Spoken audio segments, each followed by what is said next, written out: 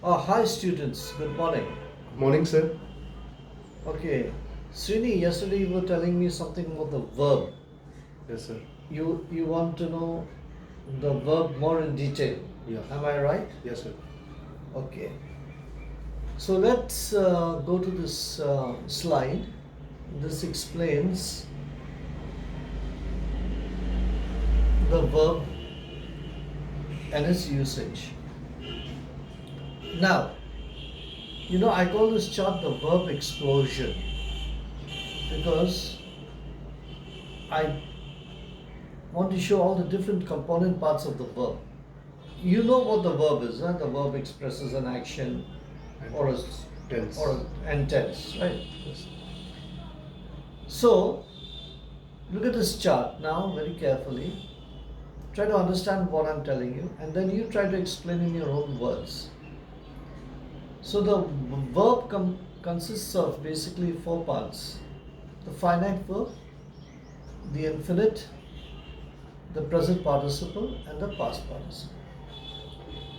Now, if you look at this chart, the finite verb consists of the present and the past. It's basically the changing verb. Speak, spoke, do, did, see, saw, run, ran, eat, ate, etc. The infinite verb, you notice there's no change because you need a helping verb to express the tense. So I do not speak changes to I did not speak. I do not have changes to I did not have, etc. Actually, from here on, all the verbs are unchanging, so they're called infinitives. Now, the present participle. What is the present participle? The present participle is nothing but the verb plus ing. Again, you will see the ing form needs a helping verb to tell the tense. I am speaking, I was speaking, I will be speaking. And the last is the past participle. Speak, spoke, speak, speaking, spoken. Do, did, do, doing, done. Now, this is normally used as for the perfect tenses, but it is also used as an adjective. I'll come to that later. And even the present participle is also, it is normally used in continuous tenses, but it is also used as a present participle, and it has other jobs as well to do. So does the past participle. Now tell me, are you clear? Do you have any questions? If you have questions, ask me, I will clear them. Sir, just explain me about the past participles. Past participle. Yeah. Past participle, like you say, you use it in the present perfect and the past perfect. The present perfect, if you want to use a past participle, you have to put have before it. Like I have spoken, I have written, I have done, I have seen. And in the past perfect, you will use had. I had done, I had spoken, I had seen, I had written. That's how the past participle is spoken, is used. Okay. Yes, sir. But it's also used as the adjective, like I told you, the spoken word, the written letter, the loved man, and same thing with the present participle, the talking parrot, or the loving mother, a loving mother, or a writing desk. So it's used, you see, in front of a noun. Both these words are used in front of a noun to express something. They are adjectives. They do the same job as an adjective. Any other question? No, sir. Okay. Now you try to explain this. Let me see how well you have understood it. Go easy, go slowly. Explain. It will be a good lesson also for trying to, become fluent and improve your English,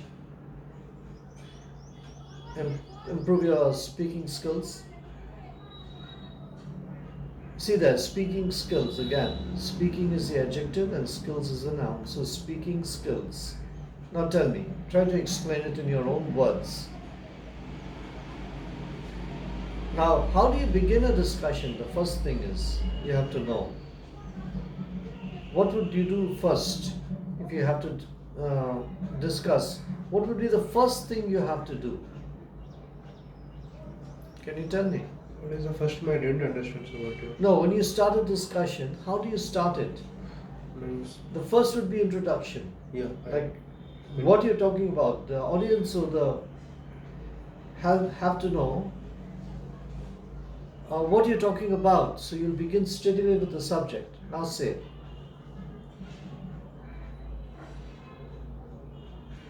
Say. So, just example, I speak. No, you have to say right from the beginning. Like today we're going to discuss the verb. Then you have to say the verb has 4 parts. Okay. And then you have to start. The first part is a finite, and so on and so on until you come to the last. Okay. You need not bother about the adjectives, Okay. like speaking and spoken as adjectives. You do not need to worry. Just talk about the tenses basically, the 6 basic tenses.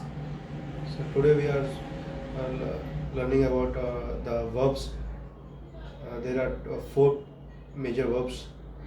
The one first Actually, one is they're not major verbs. There are 4 parts to the verb. 4 parts. Verb is one, but there are 4 parts to it. So 4 components. Okay. There are 4 components of verb. First one is finite. Finite consists of 2 parts. A1 I speak and A2 I spoke. It it don't need any helping verb. It doesn't need. It doesn't need any helping verb. It itself defines is tense. Right. And the infinitive verb doesn't change. Doesn't change. It needs it needs a helping verb to express its tense. For example, I don't speak. The speak is remains same. We are using don't and didn't to express its tense. Actually, it's better to say because you want to separate it. Don't is a combination of 2 verbs.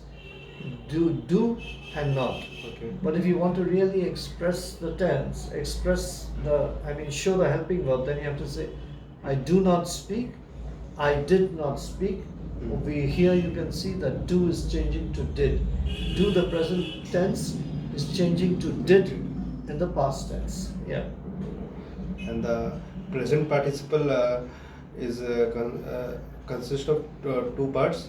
No, the present participle is nothing but the verb plus ing. Okay. Walk, walking, talk, talking, see, seeing, look, looking. For example, C1 I am speaking.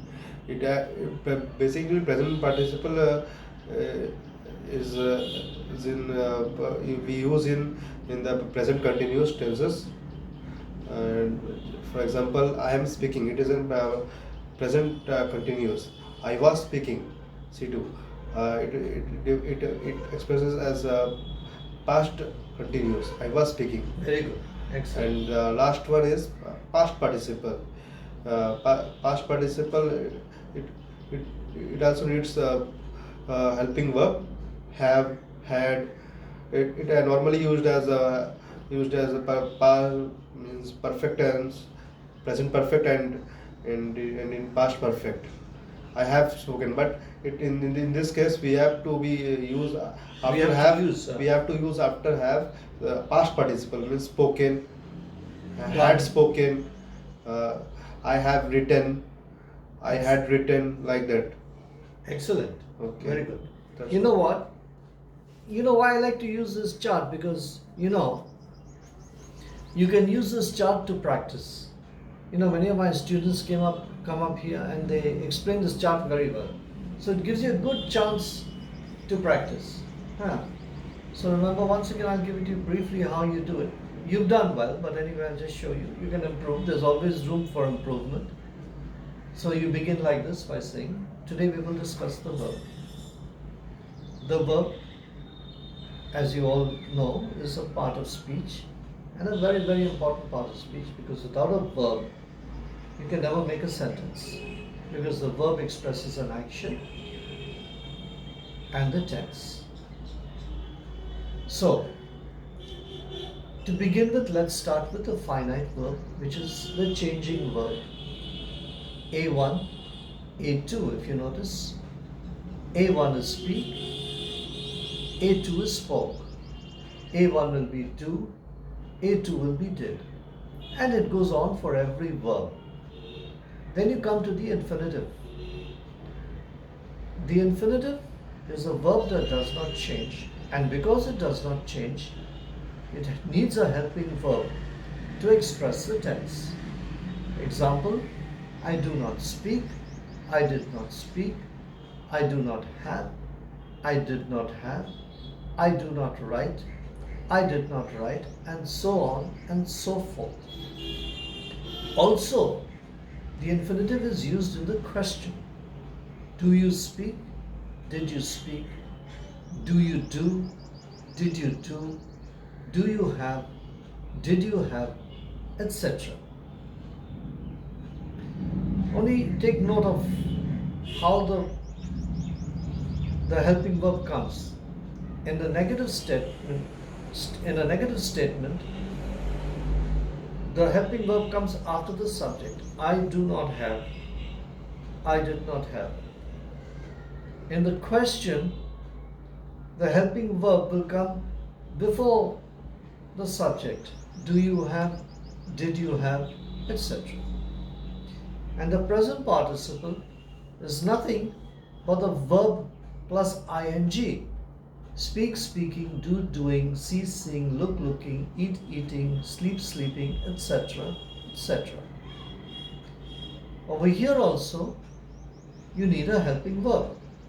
I am speaking, present continuous, like you rightly said. I was speaking, past continuous. Also, if you take the future, I will be speaking. And the last, of course, like I rightly told you, the main function is for the perfect tenses. I have spoken, I had spoken, I have eaten, I had eaten. This is the basic, this is the verb. I mean, this is what it basically does. These are its functions. So if you understand these functions very well, then you'll have a very good idea of the placement of your verbs and how to form your tenses, formulate your tenses, etc. So, I think this is quite clear. Do you have any questions, any further questions? No, sir. Okay, fine. But I would like you, when you go home, to practice and try to do this without a mistake. Try always. I believe in one thing. Try to reach perfection. Perfection is not possible to reach, but you must always try. You must always keep on trying and trying and trying till you succeed. And viewers, as you also, Srini, in case you have any questions or anything you would like to clarify, please put a comment or your question into the comment box. Okay. Bye for now. We'll see you again soon. Thank you, sir.